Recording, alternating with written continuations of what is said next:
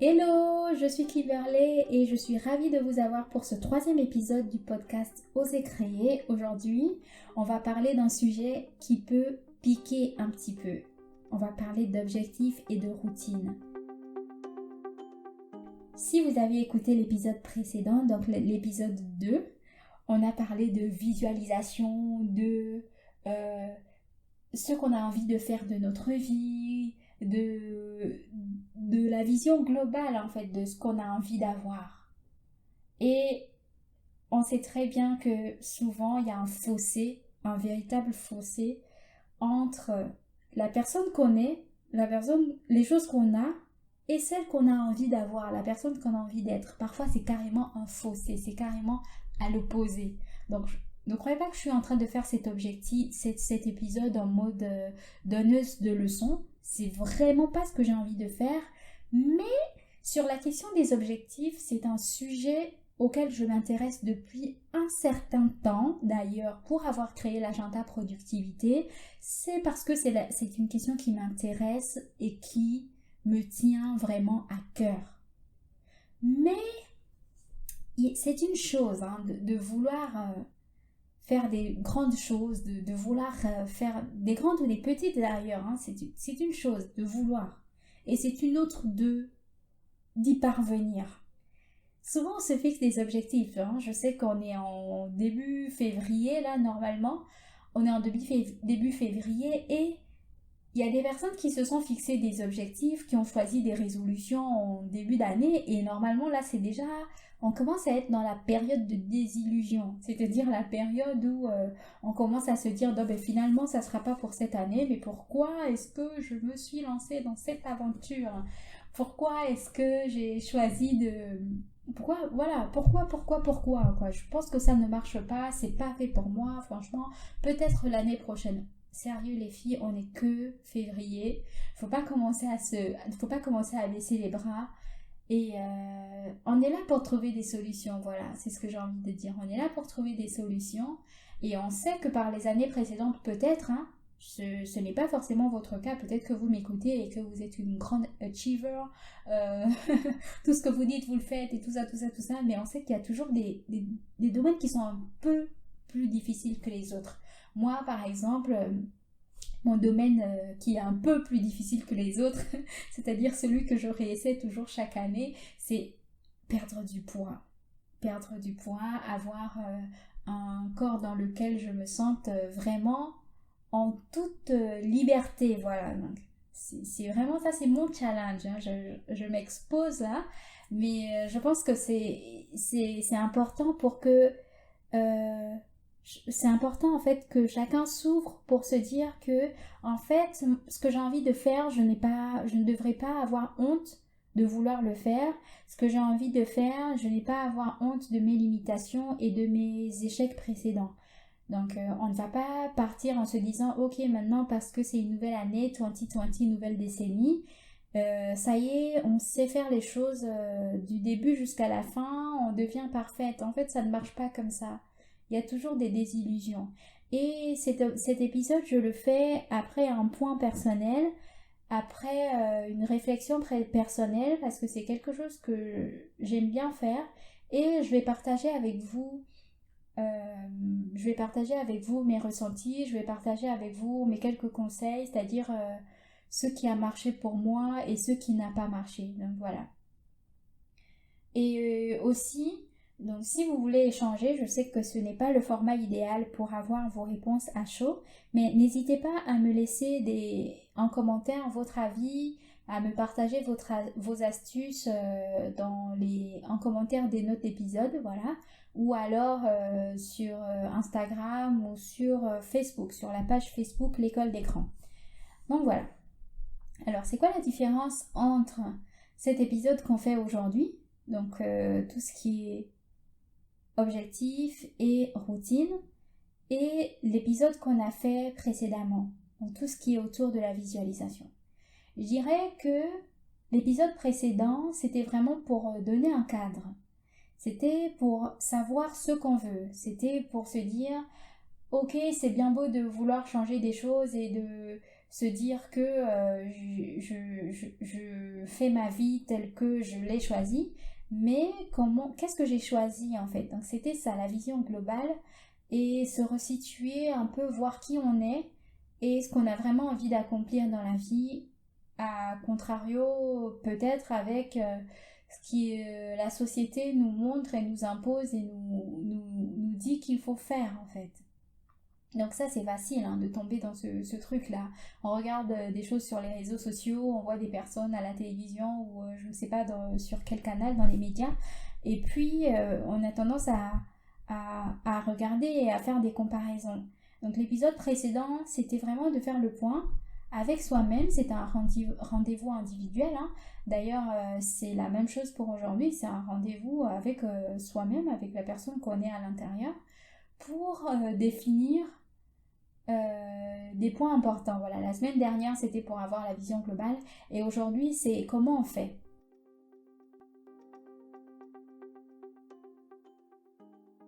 Même si je n'avais pas envie de faire cet épisode en mode fais ci, fais ça, un format assez formel, j'ai quand même envie de partir sur des bonnes bases, c'est-à-dire la définition d'un objectif bien défini. C'est quelque chose qu'on aborde souvent dans le cadre professionnel, mais on ne prend pas le temps de l'aborder pour notre vie personnelle. Si je prends l'exemple de la citation de Lao Tzu qui dit que un voyage de milieu commence toujours par un premier pas, je ne sais pas si je l'ai dit exactement comme c'est écrit, mais c'est ça l'idée générale. Le pas, c'est l'objectif. Et les objectifs ne sont pas là comme une finalité, mais c'est plutôt quelque chose qui, au fur et à mesure, donc les objectifs au fur et à mesure vont nous aider à nous réaliser, vont nous aider à devenir quelqu'un. Et comment est-ce qu'un objectif fait ça? C'est parce qu'il va nous obliger à faire des choses qu'on n'avait jamais faites, parce qu'on a un objectif qui est différent. Si on se fixe d'ailleurs cet objectif, c'est qu'on n'y est pas encore. Si on y était, on n'aurait pas besoin de se fixer un objectif. L'objectif va nous aider à grandir, va nous aider à créer des connexions qu'on n'avait pas, à aller vers des personnes nouvelles, va nous obliger souvent à élargir notre façon de penser, va nous obliger souvent à voir les choses différemment, à mieux anticiper, va nous aider à mieux encaisser les chocs, mieux recevoir, je ne sais pas si c'est le bon mot, mais mieux encaisser les échecs et ce genre de choses. Alors qu'est-ce qu'un bon objectif? Comme je disais, un acronyme qui est souvent utilisé pour les objectifs, c'est SMART. Donc un bon objectif doit être SMART. Aujourd'hui, je dirais qu'un bon objectif doit être non seulement SMART, mais vraiment être en accord, en adéquation avec notre vision, en adéquation avec l'épisode précédent, c'est-à-dire la personne qu'on est vraiment et la personne qu'on a envie d'être dans la vie. Voilà. Donc ça, c'est ce que je vais ajouter dans cet épisode. Je vais ajouter le fait qu'il doit être smart, mais aussi il doit être aligné avec nous-mêmes. Donc, qu'est-ce qu'un objectif SMART pour... normalement, ça se trouve vite fait sur Google, mais je vais éviter de vous faire sortir de l'épisode en cours. Donc, SMART, c'est le S est mis pour spécifique, M pour mesurable, A pour ambitieux, il manque quoi? R pour réaliste et T défini dans le temps. Donc, spécifique, par exemple, si je prends... le cas de quelqu'un qui veut perdre du poids, juste de se dire ok je veux perdre du poids, ça ne veut rien dire. Ça ne veut rien dire parce que si vous perdez 100 grammes, au fait vous avez déjà perdu du poids. Est-ce que l'objectif est atteint? Est-ce que ça vous convient? Donc il faut que ça soit spécifique. Peut-être vous allez parler en termes de kilos, ce qui pour moi n'est pas un bon exemple, ce n'est pas une bonne façon de faire les choses parce que ça vous met la pression. Donc là je parle selon mon expérience, le fait de se fixer un objectif en kilos, c'est pas toujours une bonne chose, mais peut-être vous pouvez vous parler en termes de taille, en termes de robe, peut-être j'aimerais mettre telle ou telle robe que vous avez déjà achetée dans une taille en particulier, voilà. Donc pour moi, ça serait ça, quelque chose de spécifique. Ensuite, mesurable. Donc voilà, est-ce que vous pouvez suivre cet épisode, cet objectif? C'est-à-dire que si vous avez par exemple choisi des kilos, est-ce que vous avez vous êtes descendu d'une taille ou de deux tailles, ce genre de choses. Donc il faut que ça soit quelque chose que vous puissiez mesurer. Par exemple, si vous êtes au milieu du parcours, vous vous dites ok, où est-ce que j'en suis par rapport à cet objectif? Est-ce que je peux dire que j'ai fait la moitié ou pas? Voilà. Une autre chose, donc le A de ambitieux, ça c'est bien parce que si un objectif n'est pas ambitieux, pour moi il ne nous aide pas à grandir. Je disais avant que les objectifs nous aident à devenir quelqu'un de meilleur, quelqu'un qui se rapproche de sa vision générale, de sa vision personnelle. Et s'il n'est pas ambitieux, je pense que c'est pas un bon objectif. Voilà, un objectif va nous aider. Après, ce n'est pas... je sais que souvent on a peur d'être un peu ambitieux parce qu'on a peur de l'échec, mais ça ne devrait pas être le cas. On ne devrait pas prendre les choses dans ce sens. D'ailleurs, je vais en parler un peu plus tard lorsque je parlerai de routine, parce que le problème avec les objectifs qui sont un peu trop ambitieux, c'est que ça a tendance à nous décourager.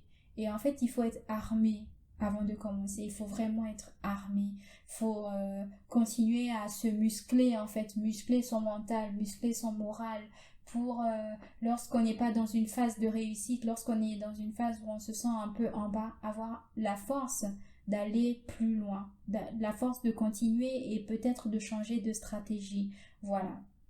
Ensuite, réaliste, oui, bien entendu, vous n'allez pas vous fixer comme objectif de perdre 30 kilos en 2 semaines. Je pense que, à moins que vous allez dans une clinique un peu chelou où il y aura quelqu'un qui vous attendra avec un gros couteau pour vous enlever je ne sais pas combien de kilos de votre corps. Alors, ça se trouve, je parle et je ne sais pas de quoi je parle, mais bon, je ne pense pas que ça soit possible de perdre 30 kilos en 2 semaines. Voilà, je ne pense pas que ça soit possible. Même en liposuction, je pense que le résultat, il n'est pas aussi rapide. Voilà. Voilà. Je sais pas si c'est, je sais pas si je choisis le bon exemple, mais bon, si je suis dans l'erreur, n'hésitez pas à me le dire dans les commentaires de l'épisode. Ensuite, une fois qu'on a dit qu'il était réaliste, il doit être défini dans le temps. Donc, la taille 36 ou 38 qu'on vise, là, on va éviter de ne pas se donner de délai parce que sinon c'est trop facile. Il faut quand même avoir un délai, quitte à ce que l'objectif ne soit pas atteint à ce délai-là, ce n'est pas grave. Ça, je pense que sur le milieu professionnel, si vous êtes dans l'informatique comme moi, vous savez que il y a souvent des décalages. Est-ce que ça veut dire que le projet, on ne va pas le commencer? Ou est-ce que peut-être qu'il a été mal chiffré, hein? Est-ce que ça veut dire qu'on va tout arrêter à la date butoir? Non, non, on ne fait pas ça. On fixe une date et en fonction de l'évolution, on se dit est-ce qu'il faudra le décaler ou pas? Est-ce qu'il faut ajouter des semaines ou pas? Parce qu'il faut que le travail soit bien fait. Voilà, ce genre de choses. Donc souvent, il y a des décalages. Et ça ne veut pas dire qu'il ne faut pas se fixer de date. Avoir une date, ça te permet d'avoir des jalons et de voir aussi est-ce que tu évolues ou pas. Voilà. Donc ce genre de choses. Ça c'est le côté formel. Hein. Un objectif doit être smart. Et la partie que je disais rajouter à cela, c'est qu'il doit être aligné avec la personne que nous sommes et notre vision. Si de manière générale dans ta vision c'est pas vraiment important d'avoir je ne sais pas moi de conduire je suis pas forte en voiture mais bon de conduire une Mini Cooper, voilà. Si c'est pas vraiment important et que c'est plus important pour toi de marcher, hein, d'avoir des modes de déplacement un peu plus responsables, tu vas pas forcément te fixer un objectif d'avoir une Mini Cooper. Donc je sais pas, je sais pas si l'exemple est bien choisi, mais j'espère que vous voyez l'idée. C'est que ça doit vraiment être en accord avec vous. Ça doit vraiment être en accord et en cohésion avec les autres domaines les deux autres domaines de ta vie, quoi. Et d'ailleurs, si vous avez écouté l'épisode précédent, les objectifs, enfin les domaines de nos vies souvent ils se recroisent. C'est comme un film en fait. Ça, je l'ai lu dans un livre, j'ai trouvé que cette analogie était plutôt bien. Disons que, admettons, vous êtes le gérant, je sais pas si on peut appeler ça comme, ouais, un gérant d'une salle de cinéma d'une petite ville. Donc, ça veut dire que c'est en général un travail pour une personne, hein. Donc, il y a plusieurs films qui passent en même temps. Et il y a des films qui sont des films je sais pas moi, des films de combat. D'autres, ce sont des romances, d'autres, ce sont des histoires. Et tous les films passent en même temps dans les différentes salles. Et en fait, on peut pas mettre pause à un film pour attendre que tout se passe bien et mettre pause aux autres films parce qu'il y a quelque chose qui se passe mal dans un autre film. On fait pas ce genre de choses, on peut pas en fait. Il y a tout qui se déroule en même temps et il faut savoir gérer ce genre de choses. Donc dans notre vie, c'est à peu près la même chose. On n'est pas dans un film, au contraire, il y a plusieurs films qui se passent en même temps en fonction des différents domaines. Et ce qui est difficile, c'est que, voilà, c'est ce qui rend la vie difficile, c'est qu'on ne peut pas forcément mettre pause à un secteur et se dire, ok, je mets pause dans ce truc-là et puis je fais le reste. On est obligé de faire avec. Donc, qu'est-ce qu'on va faire? Il faut que nos objectifs ils soient cohérents en fait, cohérents avec la vision globale et ceux qu'on a envie de réaliser. Une fois qu'on s'est fixé un objectif, on doit savoir que on ne peut pas changer du jour au lendemain. Ça ne se passe pas comme ça. On ne peut pas renier la personne qu'on est. C'est-à-dire qu'on ne peut pas décider, ok d'accord, parce que c'est la nouvelle année, voilà, parce que c'est la nouvelle année, ça y est, je suis une personne différente, je mange différemment, je parle différemment, je me lève à 6 heures ou je ne sais pas quel objectif, quel exemple je pourrais prendre. Ça ne se passe pas forcément comme ça. Il faut savoir qu'il faut faire avec son passé. Peut-être que tu as déjà essayé d'atteindre cet objectif-là ou peut-être que sur des expériences similaires, tu as abandonné avant la fin. Mais le but, c'est pas de s'accabler ici, c'est vraiment de s'étudier un peu. Pourquoi on n'est pas déjà à ce point B qu'on a envie d'atteindre? Qu'est-ce qui nous a empêché jusque-là d'atteindre ce point-là?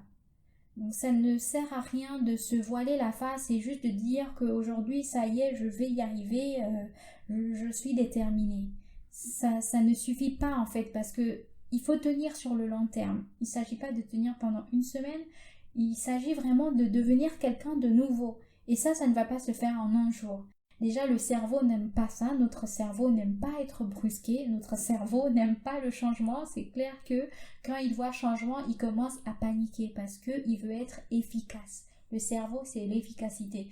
D'ailleurs, si vous n'avez pas lu le livre The Power of Habits, le pouvoir des habitudes, je crois en français, je pense que c'est traduit en français, je vous invite vivement à lire ça comme pour développer votre culture sur les objectifs. C'est un livre qui est moitié scientifique, moitié, comment dire, c'est pas le livre scientifique où on s'ennuie, voilà. C'est vraiment bien expliqué, les expériences sont bien expliquées et je trouvais qu'il était plutôt facile à lire. Donc je vous le recommande vite fait. Je vous le recommande pas vite fait mais vivement, voilà. The Power of Habits, le pouvoir des habitudes de Charles Duhigg, je crois, je ne sais pas si je dis bien son nom. Donc je vous recommande cette lecture. Donc il faut faire avec son passé, il faut réfléchir aux raisons pour lesquelles on a abandonné les fois précédentes, aux raisons pour lesquelles on n'a pas pu arriver jusqu'au bout. Peut-être à se demander à quel moment est-ce qu'on a laissé tomber, qu'est-ce qui nous a découragé, qu'est-ce qui nous a fait peur. Vraiment faire un listing de tout ce qu'on considère comme étant des blocages, de penser à ce qu'on pourrait avoir là pour cette nouvelle session qui pourrait nous décourager et faire qu'on n'atteint pas cet objectif-là. Prendre son passé et se dire je ne vais pas essayer de faire sans, je vais faire avec. Je ne vais pas essayer de lutter avec mon passé et les habitudes que j'avais, mais je vais essayer de les comprendre, de faire avec et d'en construire des nouvelles. Maintenant qu'on a un objectif et qu'on sait pourquoi on n'a pas réussi jusque-là, comment on fait pour choisir les bonnes routines, choisir les bonnes habitudes qui vont nous permettre d'atteindre cet objectif-là, ce nouvel objectif qu'on s'est fixé? Je pense que l'exercice de visualisation déjà nous a aidé beaucoup, devrait nous avoir aidé beaucoup dans ce sens. Mais ce qu'on va faire, c'est partir de la fin. Partir de la fin. Si on s'imagine avoir atteint notre objectif, qu'est-ce qui pourrait nous avoir aidé? Qu'est-ce qu'on aurait pu faire qui pourrait nous avoir aidé? Est-ce qu'on aurait pu marcher en rentrant le soir? Est-ce qu'on aurait pu faire son plat soi-même? Est-ce qu'on aurait dû faire ses courses de façon intentionnelle, donc partir avec une liste de courses qui est en adéquation avec la façon dont on a envie de manger et pas simplement aller et prendre tout ce qui nous fait envie dans le supermarché. Est-ce que c'est... Voilà, réfléchir à tout en partant de la fin et se dire la personne qui a réussi à atteindre cet objectif. Est-ce que franchement elle mangeait un tacos tous les soirs? Je sais pas pourquoi je prends l'exemple du tacos, mais bon, c'est un exemple qui peut faire dégénérer sur l'exemple du poids. Donc, est-ce qu'elle mangeait un tacos tous les mois? Non, je ne pense pas. Peut-être qu'elle mangeait, peut-être qu'elle prenait de la soupe, peut-être qu'elle lavait des encas sains, peut-être que. Donc là, je prends beaucoup l'exemple là de la prise de poids, de la perte de poids, mais ça peut être dans plusieurs domaines. Par exemple, si vous avez vous avez envie de créer votre entreprise, qu'est-ce que vous auriez pu faire? Quelles sont les actions? À qui est-ce que vous auriez pu parler? Quel contact est-ce que vous auriez pu avoir? Ce genre de choses. Si votre objectif, c'est un voyage, qu'est-ce que vous auriez pu faire? Est-ce que vous auriez pu aller à une agence de voyage et vous renseigner sur les possibilités? Est-ce que vous auriez pu en parler autour de vous? Chercher peut-être une fois par semaine ou une heure par soir des destinations, des billets d'avion, des guides, ce genre de choses, lire des blogs sur les personnes qui ont déjà fait le voyage que vous avez envie d'entreprendre, ce genre de choses. Quelles sont les petites choses, les petites habitudes qui auraient pu vous aider à atteindre cet objectif? C'est ce que j'appelle partir de la fin. Parce que juste le flou comme ça ne suffit pas. Se fixer l'objectif comme ça ne suffit pas. Et au contraire, j'ai fait l'expérience que parfois on se fixe des objectifs et si on ne prend pas des petites actions pour commencer, pour au moins occuper notre esprit, ça devient très vite stressant. On a l'impression d'avoir un échec imminent alors qu'on est seulement au début. En fait, là, vraiment, c'est une expérience personnelle pour quelqu'un qui a l'habitude de se fixer des objectifs. Il y a vraiment des objectifs sur lesquels c'est compliqué. C'est compliqué parce qu'on ne fait pas les premiers on fait pas les premiers pas. On ne fait pas les premières choses qui vont nous aider à avoir les premiers sentiments de satisfaction, les premiers sentiments de réussite. Donc, la réussite globale, c'est vraiment des premiers pas. Il faut vraiment se féliciter sur des petites choses. Et le cerveau, en fait, il aime bien le sentiment de jouissance, il aime le sentiment de satisfaction. Donc le fait de s'encourager et de se motiver sur des petits pas comme ça, c'est ça qui va nous aider à continuer, c'est ça qui va nous aider à nous fixer de nouveaux petits paliers. Voilà. D'ailleurs, souvent on parle de confiance en soi, oui, j'ai pas confiance en moi pour faire telle ou telle chose, j'ai pas confiance en moi peut-être sur mon apparence personnelle, ou j'ai pas confiance en moi pour commencer un projet et le faire jusqu'au bout. Ce genre de choses, en fait, c'est souvent la conséquence du fait que on s'était fixé des choses à faire et on a tellement échoué qu'on maintenant, c'est ça, on n'a plus confiance. Développer sa confiance en soi dans ce genre de domaine, c'est vraiment de réussir des petites choses, réussir une chose, puis une autre, puis une autre. Et là, on se fait confiance. On se fait confiance pour de plus grandes choses. On se fait confiance pour aller de l'avant. On se fait confiance pour des nouveaux challenges. Mais pour reconstruire sa confiance en soi, il faut déjà réussir de petites choses. C'est souvent difficile de continuer dans les petites choses lorsqu'on échoue. Donc je disais juste avant que c'est bien de réussir les petites choses pour se motiver, mais parfois ces petites choses-là, on n'arrive pas en fait. On n'arrive pas. Et quand on n'arrive pas, c'est souvent le résultat de choses qui se passent dans notre tête. Donc ce qu'il faudrait aussi, quelque chose qui est bien, c'est d'avoir des garde-fous. Peut-être avoir écrire une liste de remise en forme, c'est-à-dire quand je sens que ça va pas en ce moment, qu'est-ce que je pourrais faire? Et ça, c'est des choses qu'il faut anticiper. Il faut anticiper pendant le temps où on est encore au top, le temps où on est encore lucide, où on n'est pas en mode déprimus, j'ai raté ma vie parce que j'ai pas réussi telle ou telle chose. Donc avant ça, il faut déjà peut-être s'écrire une lettre, peut-être s'écrire, je ne sais pas, une lettre d'encouragement, une lettre d'amour, une lettre de dire, écoute, dans les moments difficiles, souviens-toi que tu as déjà réussi à faire telle ou telle ou telle autre chose. Souviens-toi que ce n'est pas parce que tu n'as pas réussi à faire quelque chose que tu vas pas réussir une deuxième fois. Souviens-toi que tu peux y arriver. Souviens-toi que,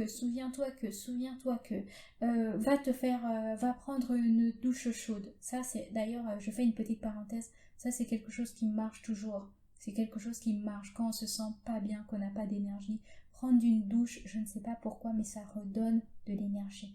Va prendre une douche, écris-toi, prends un temps pour écrire dans ton journal. Prends un temps pour faire une activité qui te déconnecte de l'activité qui est en train de te rabaisser en ce moment. Va faire quelque chose, va t'aérer, va marcher. Écris une liste comme ça de recommandations de quand ça n'ira pas bien, souviens-toi et fais ça déjà pour toi. Va déjà faire quelque chose. Peut-être va te faire une manucure. Peut-être les exemples viennent comme ça au fil de l'eau, mais faut prévoir ces temps-là et se dire que ça fait partie de la vie, ça fait partie de notre cycle. Parfois on est en haut, parfois on est en bas, souvent on est découragé. Ce n'est pas une raison pour arrêter, ce n'est pas une raison de se dire que ce genre de pensée nous définit, parce que parfois il y a des pensées qui nous accablent, c'est-à-dire qu'on n'arrive pas, on a même envie de sortir de notre tête. Ça c'est quelque chose qui est assez dur, c'est vraiment dur quand on sait qu'il y a des pensées qui nous accablent et qu'on n'arrive pas à se sortir de la tête.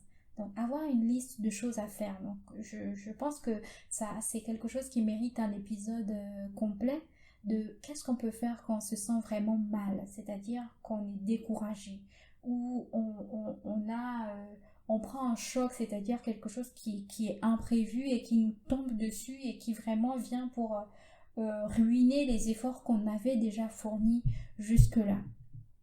Il faut savoir remonter la pente et il faut savoir que ça va arriver. Faut pas partir dans quelque chose de nouveau en se disant que voilà tout va bien se passer. Parfois les personnes sur lesquelles on compte et qui ont l'habitude de nous soutenir sont celles-là qui vont pas comprendre notre objectif. Et qu'est-ce qu'on fait dans ce cas? Ça peut arriver en fait, c'est votre rêve, c'est pas leur rêve.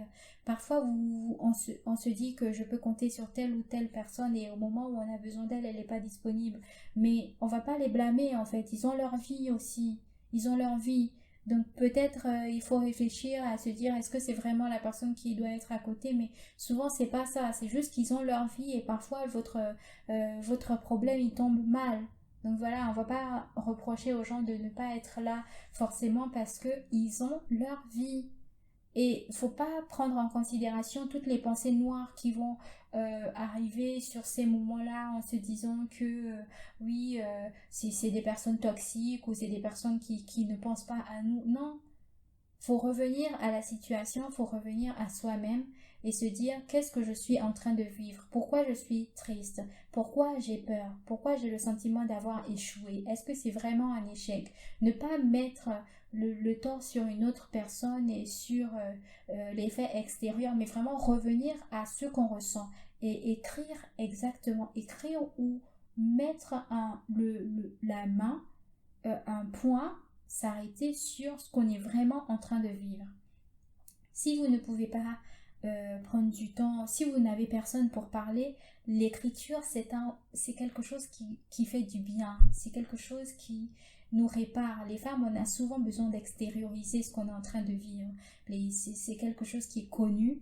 les femmes ont besoin d'exprimer les choses qui vont pas bien à l'intérieur. Ça veut pas dire que c'est une faiblesse. Souvent, on n'a pas envie de parler. Il y a des personnes à qui on n'a pas envie de parler parce que déjà, elles vont pas nous comprendre ou on a l'impression qu'elles vont nous juger. Mais si vous n'êtes pas prêt à parler à telle ou telle autre personne, c'est pas grave. Prenez le temps d'écrire, prenez le temps de parler à vous-même, parlez-vous dans le miroir, parlez à Dieu, si vous êtes croyant, prenez le temps de prier.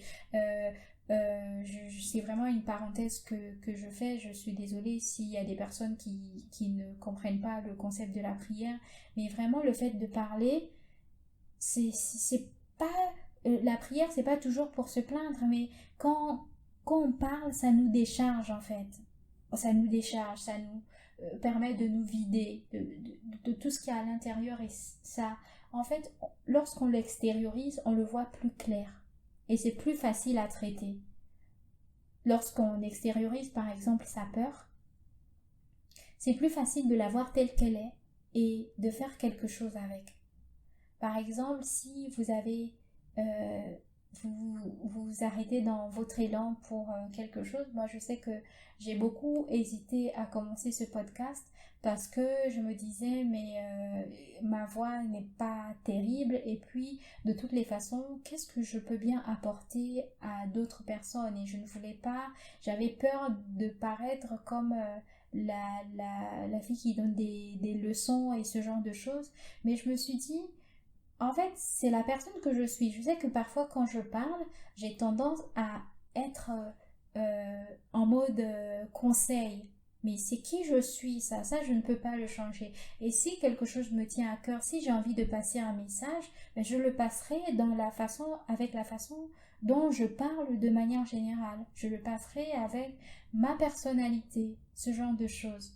Et ça, le fait de pointer le fait qu'en fait, ce qui me faisait peur jusque-là, c'était vraiment de passer pour la donneuse de leçons et pour ce genre de choses avec tout ce qui va avec le sentiment d'imposture, et etc. Le fait de voir clairement que c'était ça qui me gênait et qui m'empêchait de commencer, ça m'a aidé en fait à faire face à cela et à trouver une solution pour vraiment le faire. Donc parfois, on se fixe des objectifs et on se retrouve nous-mêmes à être les personnes qui nous mettent, j'ai envie de dire, des bâtons dans les roues, des personnes qui nous aident à aller de l'avant. Donc ça, il faut savoir que dans dans nos routines, c'est quelque chose qui va se placer au devant de nous, mais il faut muscler son mental. Comment on muscle son mental? En lisant, en écoutant des contenus qui vont nous nourrir à l'intérieur, en parlant à des personnes qui vont nous aider à voir les choses plus claires, des personnes qui sont sensibles à notre cause, qui sont sensibles à ce qu'on est en train de vivre et ce qu'on a envie de réaliser, même si elles ne sont pas dans cette position. Cet épisode était assez long, je suis désolée, mais comme je vous l'ai dit au début, je voulais pas le faire comme fais ci, fais pas ci, fais pas ça, fais ci, fais ça. Mais c'était vraiment une façon de partager en fonction de ce que moi j'ai déjà vécu avec certains de mes objectifs. Donc c'est la question des objectifs, c'est une question que je suis depuis pas mal de temps. Et d'ailleurs, si je ne pense pas vous avoir déjà raconté comment j'ai commencé les agendas productivité, mais c'est vraiment dans cette idée parce que j'avais un bullet journal et puis je m'intéressais beaucoup avec la notion d'évolution personnelle, la notion de se challenger, de faire quelque chose de nouveau. Je n'avais pas envie d'être dans la monotonie en fait. Et puis, la notion de productivité, c'est une notion qui est pour moi jumelle à la notion d'objectif. L'un ne va pas sans l'autre. Donc c'est comme ça que j'ai créé l'agenda productivité. Un jour, j'aurai peut-être l'occasion dans un épisode de bien vous raconter comment ça a commencé, puisque je vous ai dit que je partais d'une période assez difficile, mais je ne vous ai pas dit ce que c'était. Donc cet épisode est déjà assez long, donc on va s'arrêter là. Et puis j'espère que ce format ne sera pas trop déstabilisant pour vous parce que c'était... Bon, j'espère juste que ça ne sera pas un format déstabilisant pour vous, mais c'était vraiment un épisode de partage. Si vous voulez vraiment avoir des faits généraux sur les objectifs, comme je disais, Google, c'est parfait. Mais là, c'était vraiment l'objectif, l'épisode du cœur. Je sais qu'un objectif n'est pas toujours facile à atteindre. En fonction des objectifs, il y en a qui ça coule de source, mais il y en a qui sont vraiment en opposition, en totale opposition avec ce qu'on a fait jusque-là et qui vont nous demander beaucoup plus d'efforts. Donc je voulais faire cet épisode pour encourager et mettre en garde sur les obstacles qu'on a souvent en cours de route. Donc la routine, c'est important. La routine, c'est ce qui va nous aider à atteindre l'objectif. La routine, c'est ce qui va nous aider à nous transformer petit à petit et à réaliser notre vision au fur et à mesure. Je vous remercie d'avoir écouté cet épisode et je vous dis à la prochaine. Dans le prochain épisode, on parlera de faire face aux moments difficiles et au découragement. Donc, je ne sais pas si je garderai le titre comme cela, mais c'est de ça que j'ai envie de parler, de comment garder sa motivation. D'ailleurs, soit dit en passant, la motivation, c'est quelque chose, je pense que vous savez, ça ne dure pas toujours. Ça dure un temps, mais il faut savoir continuer lorsqu'on n'est plus motivé. Donc, je vous laisse sur ces paroles. J'ai été ravie de faire cet épisode et je vous dis à la prochaine.